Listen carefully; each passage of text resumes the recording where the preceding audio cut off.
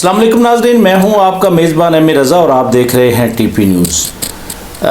नाज़रीन, इस्लामाबाद जो हमारी कैपिटल डेवलपमेंट अथॉरिटी है यानी CDA, उनके मतलब भी हम आपको आगाह करते रहते हैं। लेकिन इस्लामाबाद के जो डिप्टी कमिश्नर हैं, जो पिछला दौर गुज़रा है यानी हमज़ा शफ़क़ात साहब का, वो बहुत ज़्यादा सोशल मीडिया पर एक्टिव रहे। इस वक्त उनकी जगह पे इरफान नवाज़ मेमन साहब को, जो हुकूमत तब्दील हुई तो इरफान नवाज़ मेमन साहब को हमने पहले भी एक वीडियो की थी, तो उनको उनकी जगह पर तैनात किया गया। इस पर एक रिपोर्ट है, हम थोड़ी सी तवज्जो DC साहब की इस रिपोर्ट में दिलाएंगे, तो चैनल को लाजम सब्सक्राइब कीजिए, साथ में लगे बेल आइकन को भी दबाइए। नाज़रीन, पिछले अदवार में हम डिप्टी कमिश्नर हमज़ा शफ़क़ात साहब से भी कहते रहे, वो काफ़ी फ़ाल भी रहे, उन्होंने काम भी किया इस पर।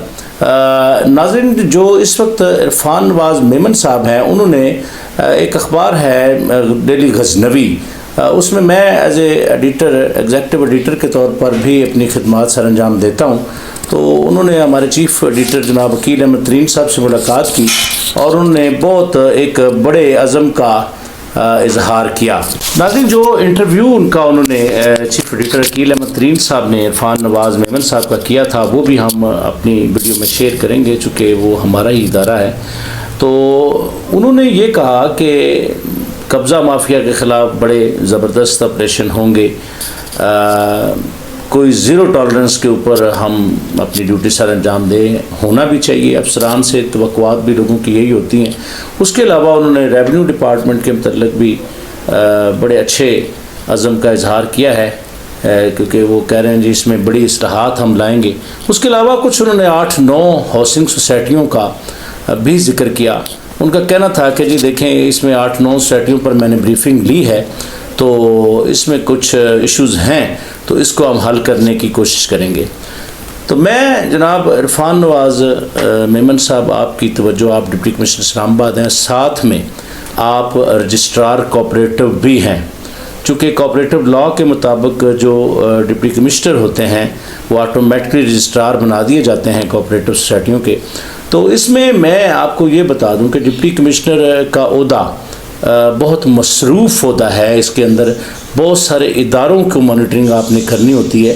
तो आपने एक बहुत अच्छे अज़म का जो इजहार किया है कि आप ज़ीरो टॉलरेंस पर काम करेंगे, तो मैं सर जी आपकी तवज्जो दिला दूं कि कोऑपरेटिव डिपार्टमेंट के अंदर कोई 44 या 45 फाल हाउसिंग सोसाइटियाँ, जिसमें लोगों के खरबों रुपए लगे हुए हैं और कई लाखों मेंबरान, हज़ारों लाखों की तादाद में लोग आज भी कागज़ के टुकड़े उठाए फिर रहे हैं। और ये सोसाइटियों वाले उनको ना तो प्लॉट देते हैं, ना कब्ज़े, ना उनके घर बनाने के ख्वाब पूरे करते हैं। मैं चूँकि सोसाइटियों के ऊपर काफ़ी बात करता हूँ, लेकिन मैं आपको इसमें आज एक बात मैं वाज़ह कर देना चाहता हूँ सर, कि इसमें जो सर्कल रजिस्ट्रार होता है, चूँकि आपका जो ओहदा है वो बहुत मसरूफ़ होता है, बहुत सारी जिम्मेदारियाँ होती हैं, आपने लॉ एंड ऑर्डर की सिचुएशन को भी देखना होता है, शहर के और मामलात को देखना होता है। तो ये जो 44 या 45 या इससे ज़्यादा तादाद भी हो सकती है जो फ़ाल सोसाइटियाँ हैं, तो ये सर जी इस वक्त मैं इस बात को बड़े वसूख से कह रहा हूँ कि ये बिल्कुल बेसरवासा है, क्योंकि इस पर जो मेन ओहदा होता है वो सर्कल रजिस्ट्रार का होता है, जिसने पल पल इनकी मॉनिटरिंग करनी होती है। क्या खरबों रुपए की मॉनिटरिंग के लिए एक इंस्पेक्टर काफ़ी है? और उधार लिए गए लोग, कोई उस इदारे से लेके, कोई इस इदारे से लेकर, पिछले जो अफसरान थे उनसे भी हम गुजारिशें करते रहे कि सर इसमें ये कोई मामूली बात नहीं है। एक एक प्लॉट की कीमत 2-2 करोड़ रुपए है, और लोगों ने अपनी जमा पूंजी, अपनी रिटायरमेंट के पैसे, बेवाएँ, यतीमों ने अपने किस तरीके से पैसे ला के इन लोगों को दे दिए हैं, और ये उन लोगों को ताहाल जो इनके घर बनाने के ख्वाब हैं वो पूरे नहीं कर पा रहे। तो जनाब वाला, एक तो इस पर जो सर्कल रजिस्ट्रार है उसका ओहदा पुर किया जाए, वो बहुत ज़रूरी है, ताकि सर्कल रजिस्ट्रार साहब आपको मिनट मिनट की ख़बर दें। एक बाकायदा आप, अब हम आपको ऐसे ही है जैसे समझाएं जैसे सूरज को चिराग दिखाने वाली बात है।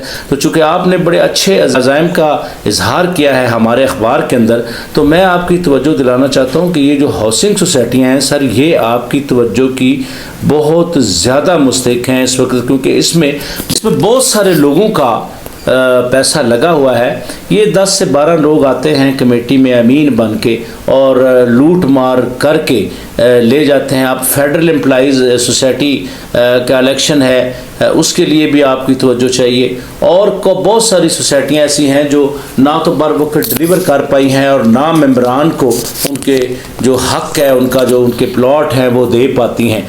तो उसके लिए आपको एक हंगामी बुनियादों पर कोऑपरेटिव डिपार्टमेंट को फाल बनाना होगा। मेरी जो इतलात है उसके लिए ये है कि एक AR यानी असिस्टेंट रजिस्ट्रार नाकाफ़ी है, इसके लिए बाकायदा सर्कल रजिस्ट्रार का ओहदा आपके पास बेहद मसरूफियत है। मैं ये समझ सकता हूँ आप इन सोसाइटियों के जो 44 सोसाइटियों के जो मसाइल हैं वो अकेला डिप्टी कमिश्नर तो हल नहीं कर सकता, इसके लिए बाकायदा अलग से एक डिपार्टमेंट है। लेकिन बदकिस्मती रही पिछले दौर में कि कोई भी प्रॉपर इसका डिपार्टमेंट नहीं बनाया जा सका, अलग इसको नहीं किया जा सका, जिसकी वजह से इसके अंदर ब्लेंडर ऑफ करप्शंस के मामलात आए हैं। नैब के अंदर इंक्वायरियाँ चल रही हैं, कई सोसाइटियों की FIA के अंदर चल रही हैं। तो ये सारी चीज़ें आपके ओहदे में एक बड़ी अहम एक ज़िम्मेदारी है आपकी, इन लोगों को घर बनाने के इनके ख्वाबों की ताबीर देना। तो अल्लाह ताला आपके साथ है, आप मेहनत करें, कोशिश करें, आप अपने ओहदे से इंसाफ करें। बड़े अच्छे अफसर हैं, आपका जो पिछला हमने रिकॉर्ड देखा है, कोयटा हो या मुख्तलिफ पंजाब के जो शहर हैं जहाँ जहाँ आपने DC-शिप की है, तो आपकी बहुत अच्छी रेपो है।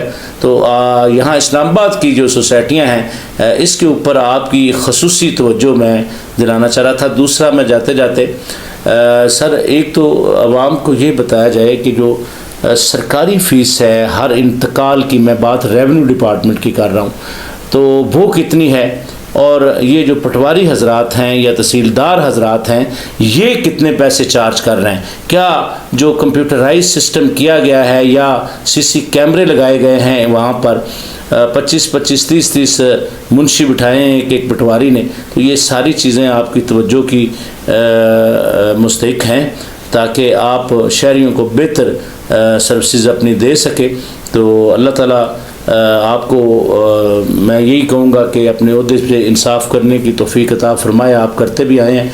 तो बहरहाल अपना बहुत सारा नाज़रीन ख्याल रखिएगा। इसी तरह की एक नई वीडियो के साथ आपकी खिदमत में दोबारा हाज़िर होंगे।